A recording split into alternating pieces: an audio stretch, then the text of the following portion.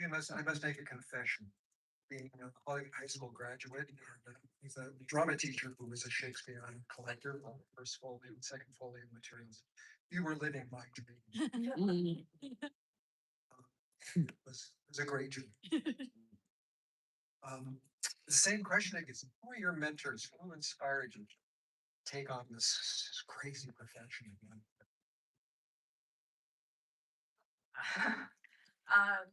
Sorry, now that clip just, yeah, I can't believe I chose it because I now feel like,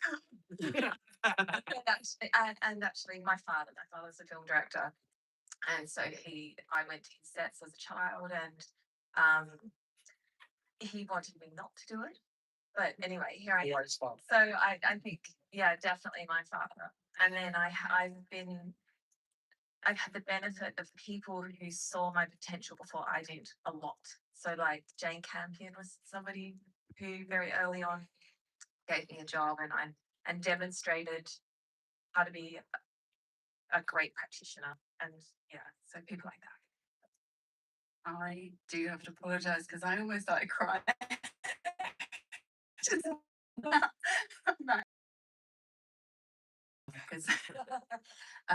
So I had an early designer I worked for called Roger Can. I was called a buyer, and he said, "You're a set decorator."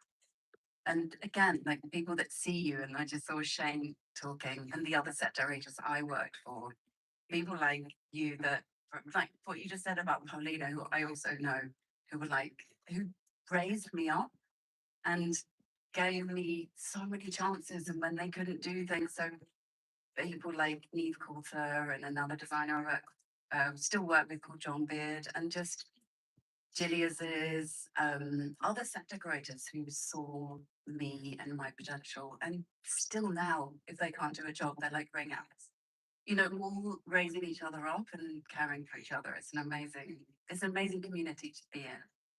Building that to nurturing is very important. Yeah.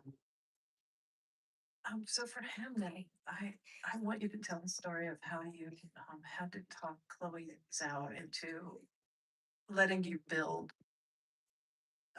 Yeah. Well, Chloe has her body of work. She's somebody who's very, very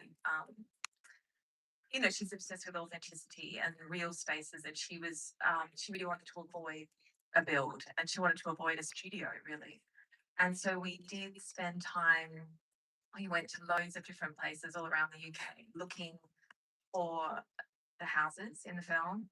And, like, it's sort of boring, this horrible thing of like, if you're this many miles away, or, it's all this kind of stuff, then the money goes off screen because you're having to pay for mileage and like overnights. And so we went through the process, and it became really clear that we needed to build it. But Chloe, I talked her into it. She came to my house actually on a Sunday, and I stood at the door with my hand on her shoulder saying, I can do it, Chloe, I promise. And she was like, okay. And I felt like, yes, I got it, was going to happen. And then she flipped.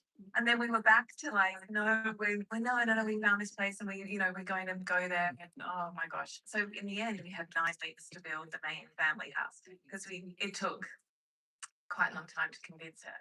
But now I think she's all about the set build.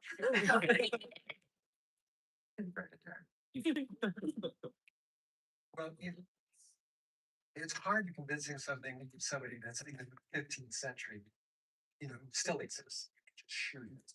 It's not big. But then again, the right choices for the right reasons. It's on the screen. And also the old Globe was. I mean, the Globe is there. That was lovely. It's not what you built. And there were many versions of it too. Yeah, no, we were fortunate because we had this great technicality, which is that the original Globe that's in our film burnt down quite quickly. So there's a big sort of like grey area on. It's certainly not the Globe that you can go as a tourist in London. And so we were able to create our own version of a very iconic building and really tailor it to the kind of what we knew we needed sort of emotionally. Yeah. So I remember a few years ago when you did The Favorite, talking with you about candles and the pallets and pallets and thousands of candles. But didn't seem to use as many. in this one. So I want you to talk about that and also the glove. Oh, well, yeah, so the glove workshop you just saw, that was actually when I read the script, that was the set I was most excited about. And that's the set that Mackie O'Farrell came into and then gave me a massive hug, which just made my day. And she told me, "You're a woman after my own heart." And I was like really fangirling after because that was all the details. And we wanted you to be able to come in there and you could make a glove. So you could choose your lace, you could choose your button. We kept going in and out. So we had lots of different iterations. So the gloves were made at different points. Every time you went in, there was a different dress. So that was just a beautifully detailed and just the research and the referencing to do that set was really lovely for a set decorator. And I love that Will made a glove for Anya's and she said, I have a glove. Yeah, I don't want that glove. Yeah, and then and the other question was Candles. the candles. Well, we have a funny story. We bought so many. So we had a lighting test with Louis Cash. We chose the colors of the candles. We bought art. We made them. Chloe wanted only beeswax because of the fumes. So it was all handmade. And then we got all these candles, and often, even if they lit one, they would then blow it out. So we ended up selling or giving them to Wuthering Heights. So you can now one of the Wuthering Heights movies. So we had so many left over. People have no idea how difficult candles are. Oh, I mean, we read candles in a script and you can start to cry. yeah. And then you have a special guy, the candle guy, who we had on this, who just looks after the candles. How high are they for continuity? And yeah, but they didn't. Chloe Zhao and Lukash DOP, they didn't like the way they hot spotted and drew your attention. It was very interesting because they always wanted you to feel completely in the moment emotionally, which brings what that film gives you. So anything distracting, anything that drew your eye to that one thing. So that was what was great for design and set decoration because we actually never wanted to do anything that made you go. So they, yeah, like I say, that we'd dress the candles, we'd light them, and then they'd all get blown out. And actually, the lighting, the fires were off and on. So that was the kind of warmth and the heart of the home. Being as ex-scenic artist, I was particularly struck by the Hamlet set and the backings. I've never seen a backing rigged like that, but it was pretty handsome. I don't know if that's based on fact or if that was just an emotional choice. But also that much cloth. I mean, we didn't have sails because the same people would probably rig them. But how did you come about, that concept for the forest? Well, we worked with a great graphic designer, Lisa, and it was really like historically, like they wouldn't have actually had backcloth, so they didn't have scenic backings at that point. But what was so interesting about this process was that like all of this was about an evolution through the course of the process, and so there was no backdrop in the script or like even like how Hamnet is on the stage and what the kind of resonance of that forest and with the void, all of that was something that just emerged through the weeks that in months that we prepped. And so something that just kind of evolved. We need something on the stage.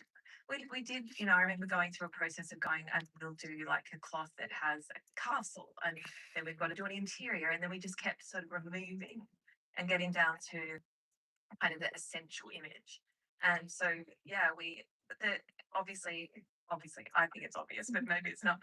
Like the forest is the forest that they come out of when the birds died and the mother appears, that's that forest, but also it's the hole that's in the tree. So I don't know, the whole thing just sort of accumulated, if that makes sense. Yeah. No, they're emotional and conceptual Yes, choices. yes, And absolutely.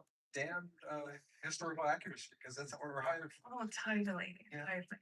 That I imagine all that research that you were able to do in the beginning, looking at all these things and turning them down. Stuff. Yeah, and the really interesting thing is how we sort of had these things that were very important to us, like the gardens were very important in terms of their accuracy, the plants, and So that was essential and that was accurate. And then I didn't mind that we had a backlog. You know what I mean? You sort of find the balance.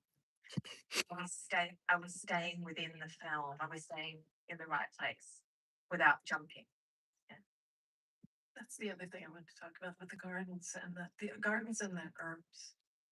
Yeah. Just creating her world. Oh, it was amazing. I mean, we were so lucky because we had, so our florist, Amanda, who also did Frankenstein, Amanda Wilgrave, she turned her hand to herbs on this. So we built a herb garden in Elstree Studios. Early on, we did like 4 beds and planted them quite small, and they all grew. So every day we could cut from them. But she went to Jekka's Herbs, and she got the correct historical herbs. Like the rosemary is the right rosemary. It's not it's the original species.